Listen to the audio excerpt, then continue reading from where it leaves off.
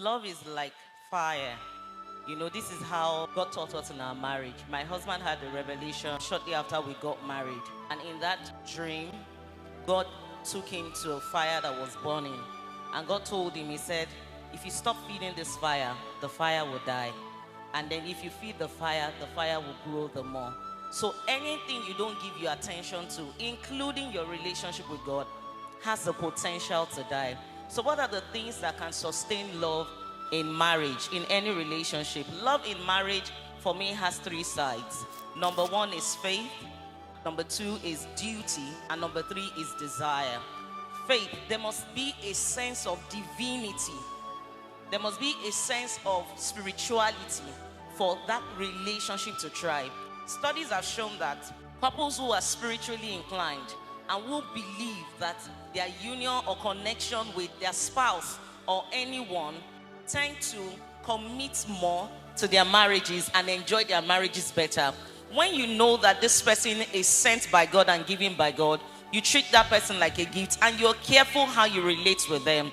And number two is a sense of duty. You must have a sense of duty towards your spouse. And duty is simply commitment. It's not about your feelings at all. If you are always moved by your feelings, today you show up because you feel like it, tomorrow you don't show up because you are angry with that person, that relationship will die. So in marriage, you must have rituals that help you sustain that marriage, because life will happen to the two of you. Say, for example, when you wake up in the morning and one person is leaving the house, you always pray together, or you share a quick peck on the cheek. Even when you're upset with each other, you should continue the prayer. You should have that peck on the cheek. That's what's going to bring you back together.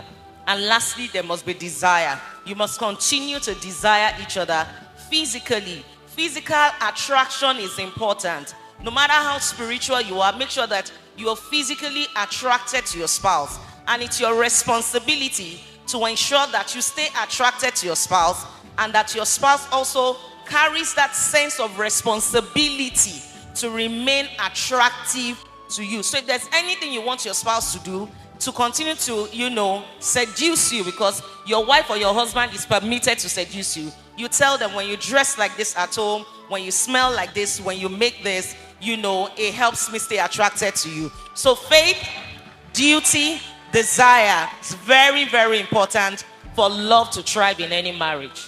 Thank you so much.